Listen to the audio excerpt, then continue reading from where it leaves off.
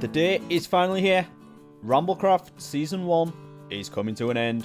I know, sad times, but don't worry, because Season 2 is just around the corner.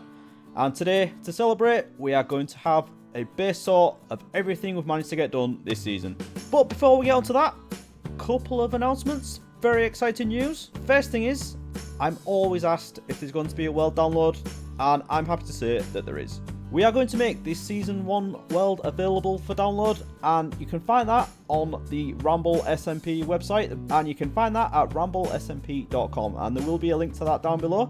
The other very exciting thing I need to tell you about is we now have a Discord server for all of the Ramble SMP fans. So make sure you join that. There's going to be a lot of announcements going on in there. You'll get to hear about things before they're in videos, probably, and you can chat with all of those Ramblers. Let us know what you think about how things are going, and maybe give us some ideas as well. So again, the link to that will be down below in the description. Make sure to check it out. But for now, let's get on with this base tour.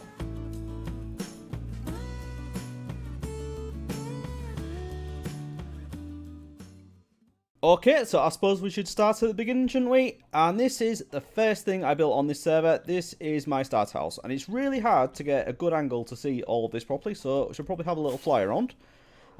Yeah, this is what I did in my second episode. First thing I built, and you know what? Oh, I love it. It's kind of set the tone for everything else I built above here, but after I did this, I didn't come up here for absolutely ages. I did a lot underground.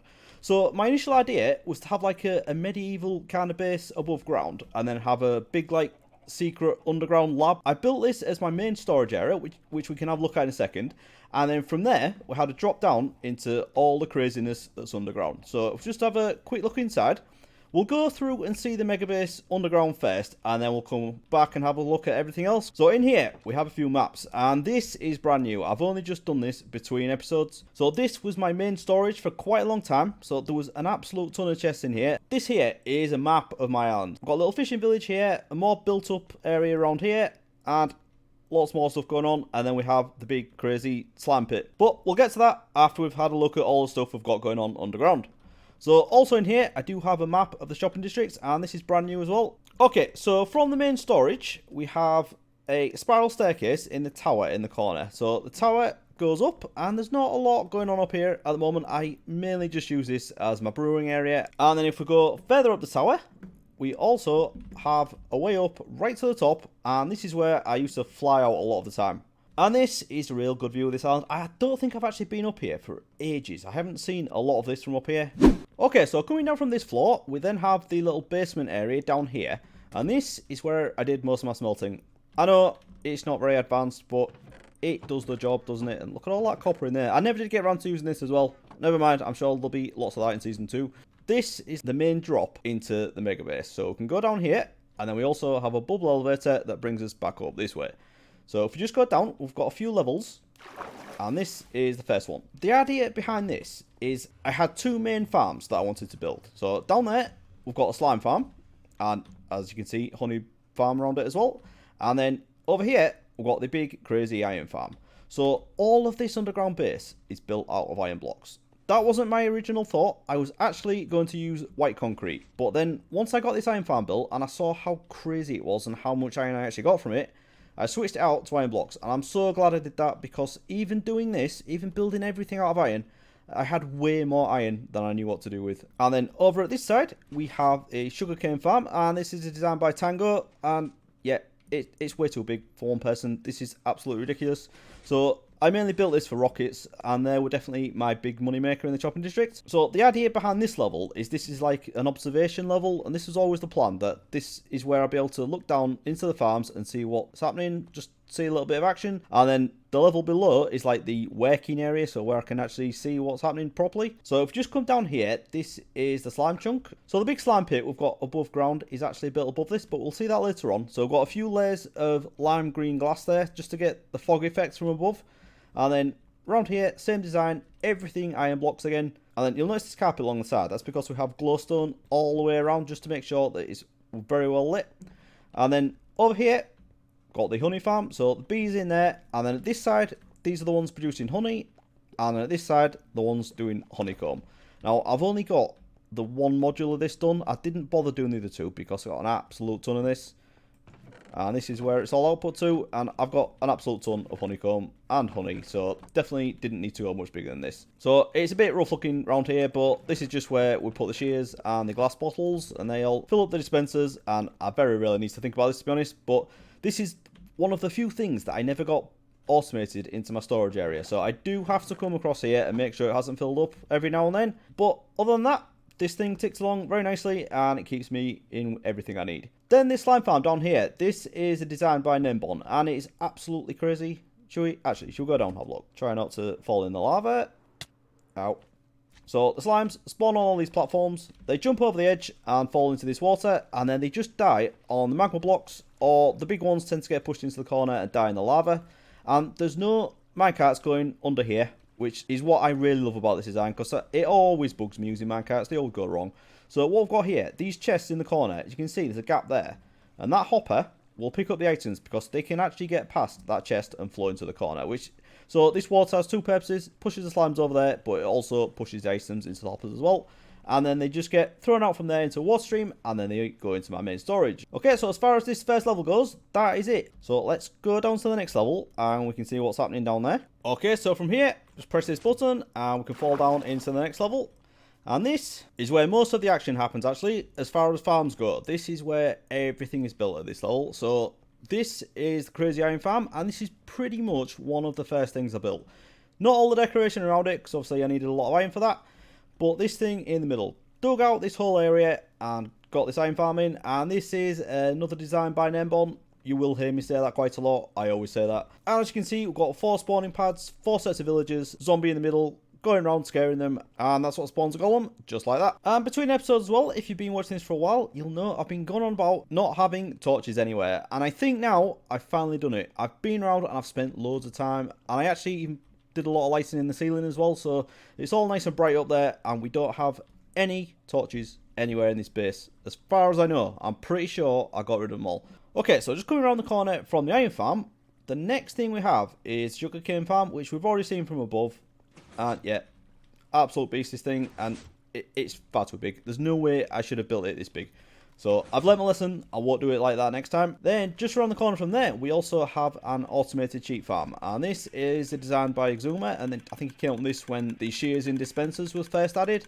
And yeah, it's very noisy, and it doesn't have anywhere near enough sheep in it. And the reason for that is I basically killed a few of them because I was having real trouble with frame rates. I still am, actually. When I look in certain directions in this base, I have real bad trouble with frame rates. And it wasn't the sheep's fault, but I took it out on them anyway. All the wool gets dropped down below, goes in a water stream and into this sorting system in here. So this is the only sorting system I have apart from my main one. So this is the only one that's separate. So we have shulker boxes at the bottom that all get filled up, and then from there they just go into the chests. Not these ones, because I do tend to have more colours of the ones that I use. So the grey is definitely the one that I use the most of. Every colour of wool, and I barely used it, but never mind. It was a colour project anyway. And then coming down there from the sheep farm, we have the villager breeder. And the reason this is here is because underneath here is where I have my trading hall down at that end, but it was very convenient to put them here. This is a design by Grandma Mommy, and it is such a cool design. I don't see many people using this. You tend to see people do the one where all the villagers are stood on like a fence post, and it always looks really precarious to me. This is the one I really like using because once they breed, the baby will be stood down there, and one of the things baby villagers do is they want to jump on beds. So because we've got the trapdoors here, you think they can get across there. So babies spawn, try and jump on beds, fall down. Nice and simple. And then come around here, we also have a automated carrot and potato farm. And I believe this is a design by Logical Geek Boy. The villagers just harvest these, try and throw them to this guy in the middle. But because the fence post is there, they hit that, fall down, and then they go into this chest. But what I've done from there is automatically take them into the sorting system that's downstairs. So from here, we could go down that drop. But because that's so far away, I also added this staircase. So down here, we have this little bit here that goes into where the baby villagers wait. So the way where all those cats are. And then once they grow up, they can reach this water. They go around this way and then down this water stream and into this holding cell just here. And that's where all the villagers wait. And I have a system set up to automatically pick them up when I want another one. So we'll have a look at that in a second. But before we get to that, we'll go have a look at the main storage system. So that is just down here, down this staircase. Okay, so at this level, we have the main storage system, and I should probably just have a quick look down here first, because this is one of the very few things that I didn't finish. So just have a look at this. This is my dual spawner, and it's a skeleton and spider spawner, but I never did get this decorated. And to be fair, I don't really use it much anymore. This is where my enchanting table is, and I did a lot of enchanting down here originally, but as we have an enderman farm on the server, I tend to use that if I ever need to repair anything really, or trade with my villagers. Okay, so we'll come back to this water drop in a minute. Let's have a look at the storage area first. So at this end, this is all my manual stuff. There's no sorting in this one, and to be honest, most of the time I'm in here, I'm stood at this end, because this is where I have my ender chest, space in the wall here where I place shulker boxes. So these are my gifts ready to go for just in case anyone was to join, and just loads of random stuff. And then over at this side, all kinds of random stuff, but it's fairly well sorted.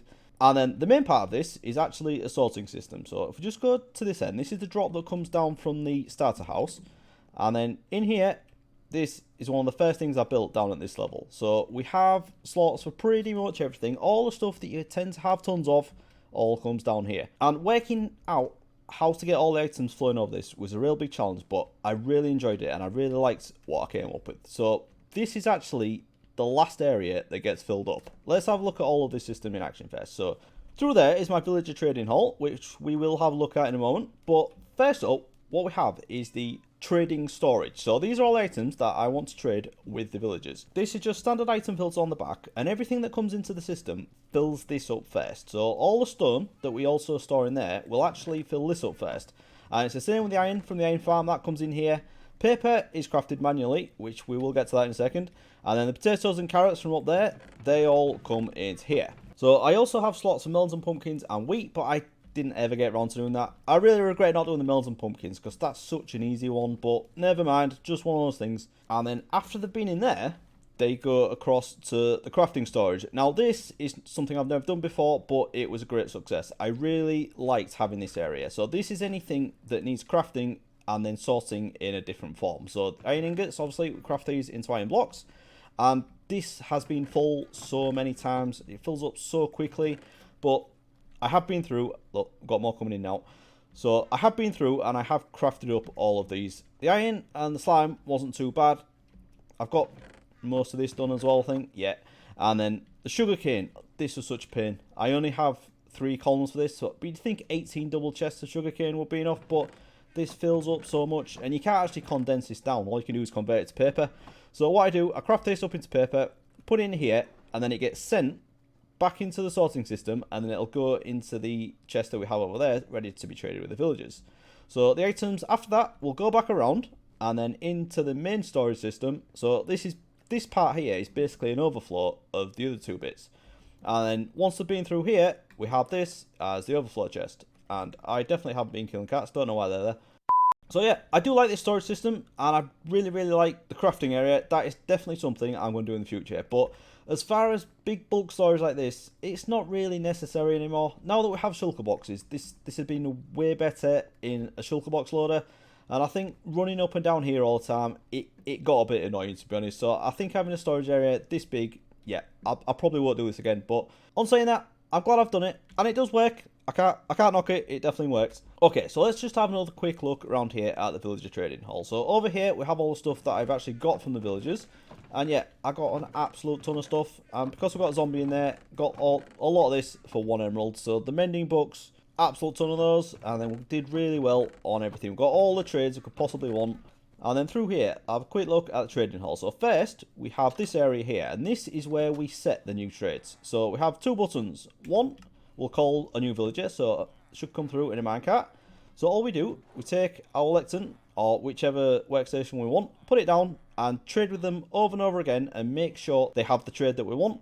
And then we can lock that in by trading with them. And then from there, we press this button, and they'll get sent into the trading hall, which we can have a look at now. And this is all a design by Logical Geek Boy. Absolutely love this one. This is where I spent quite a lot of time on this server as well. Got a ton of stuff out here. Really good design. And again, really pleased I got this one done. Yeah, so let's have a quick look at the emeralds. So we've got 2.5 stacks of blocks in there, which is quite a lot on its own. But then we also have a full double chest there, and a little bit more in there as well. So definitely alright for emeralds. Okay, so going back through the main storage, we have this over here at the other side, and this is the killing area for the iron farm. So they drop down in the corners and they all flow down from the edge and into the centre. And there's usually, you can usually see 2 in the middle, and then they just keep going around anti-clockwise and then dropping down and into the middle. So very satisfying to see this happen. Definitely know that the iron farm's working. And with that, that's pretty much it for the underground base. And then this is the next thing I did on the surface. So what we've got here is basically what's supposed to look like a volcano. And this is to cover up the slime pit. But also, I thought I'd add a bit of story into this area as well. So it's supposed to look like slime is like primordial ooze and coming out onto the surface and bringing life back to everything and mutating the landscape and causing lots of crazy things to happen. So the plan I had for down here was to build some like giant flowers or like concrete and stuff, making it look really wild. But it was just one of them projects I just didn't get around to, unfortunately. So instead, I just went crazy with the moss and bone mealed a load of azalea, put a few like rocks in and stuff and a little pool there. And you know what, I think it turned out pretty good. I quite like it. And around this side as well, next to the river, I think this is really good. It looks really cool. Loads of leaves, loads of azalea trees. And the grey concrete powder, definitely use a lot of it up here. And unfortunately, I don't have a squid farm. So I've got to thank Chester for selling all that squid in his shop. I think I bought most of it. I think I bought it about twice actually just to do all this. So yeah, definitely a big help. Okay, next bit then is this river. And this river is completely custom. There was no river going through this island when I first got here. So there was a little dip in the land here. So that's what gave me the idea to do it. So I just dug all this down. And terraforming is definitely one of my favourite things to do. So I dug all this around here. And the idea was that the slime was flowing down, transforming into water, and then cutting round and back into the sea on that way. The sea is just at the other side of this little hill here. So this is all custom terrain as well that I added. Because I thought the water would probably just go that way unless there was a big barrier in the way to stop it. So that's why I built that there. And just to add a little bit of realism, even though this is completely crazy, I added a little bit of realism just to direct the water around this way. Okay, so we're now back up at the start house, and I thought we'd just have a quick look at the farmland that I built around here. And I did do this fairly recently, but I think it made such a difference. This was all just grass at one point, and even though it was custom terrain, it did look quite cool. I just added in a few farms, leaves and stuff in just some like random shapes, rather than just having like the big squares that you tend to see. Just doing stuff like this, going down hills as well, looks so good. I really like doing stuff like this. And then if we walk down this path past this house, this is the one that obviously goes down to the mega base. Actually no, let's go through it, because what this is supposed to be is like the centerpiece of a little fishing village that I've built at the back here. So just through here we'll come out onto like a little dock area.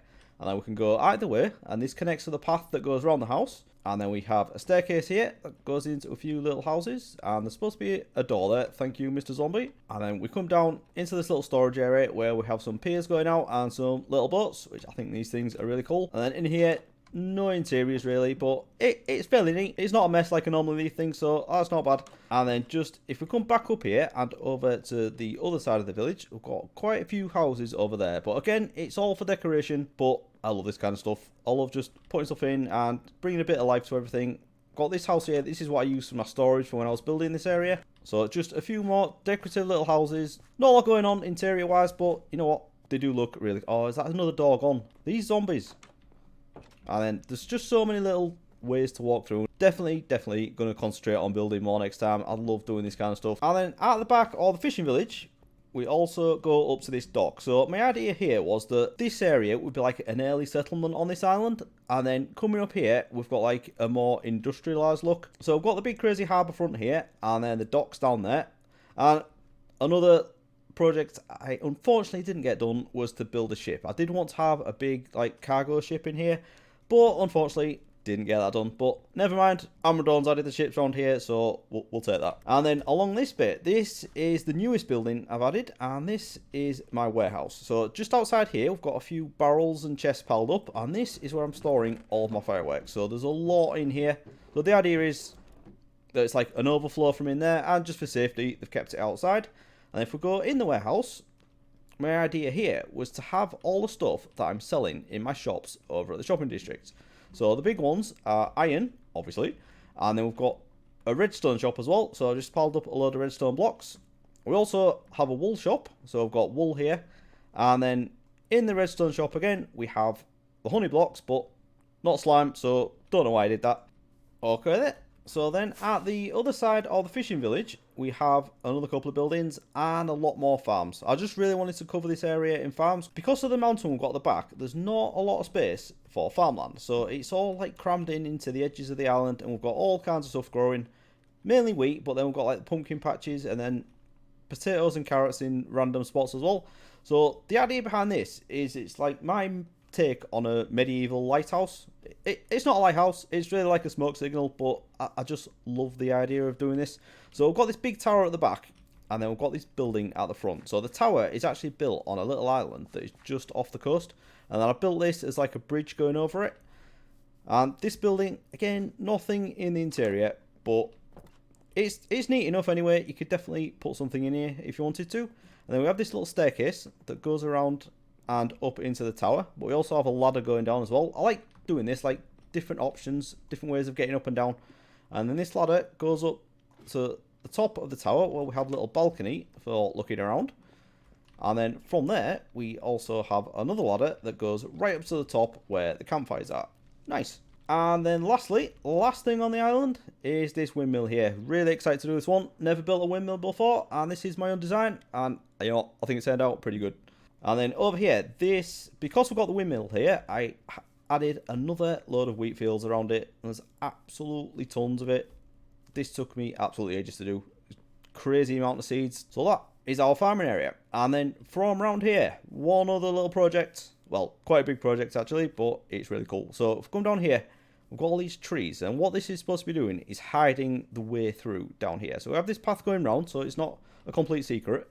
But then we'll come down under these trees, and then this leads around to a mystical cave that I built a couple of episodes ago. And this is basically me just using everything I could from 1.17. So there's all sorts in here. I've got the dripstone, the amethyst, the drip leaves, which I finally got, because we can only get these from wandering traders at the moment.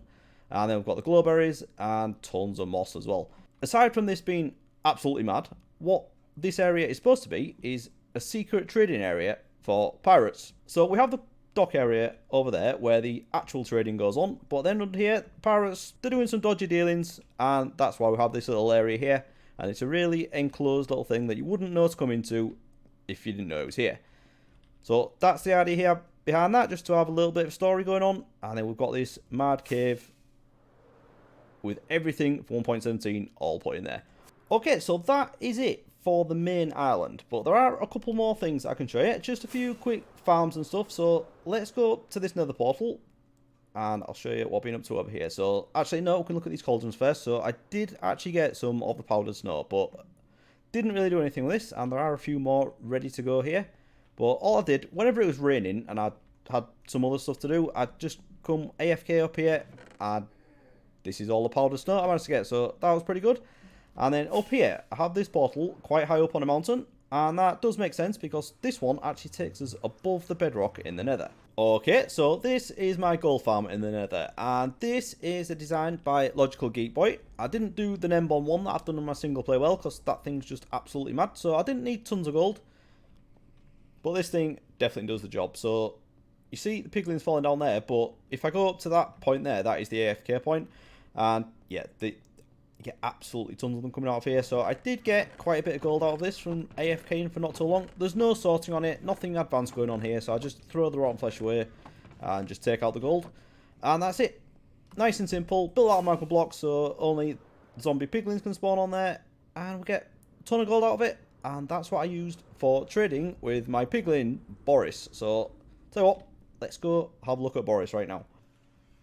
Okay, so just on the main level, or what I think of as the observation level, we can go through the nether portal and have a look at some of the stuff that I've done in the nether, including where Boris is.